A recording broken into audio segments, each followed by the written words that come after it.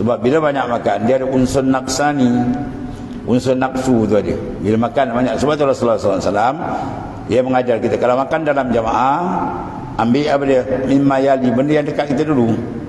Ya. Kena dekat dia pula lauk ikan kering, belakang sana ikan goreng. Dia nak pusing dia. Dah, ambil yang dekat dulu. Itu didikan supaya kita jangan lebihkan nafsu.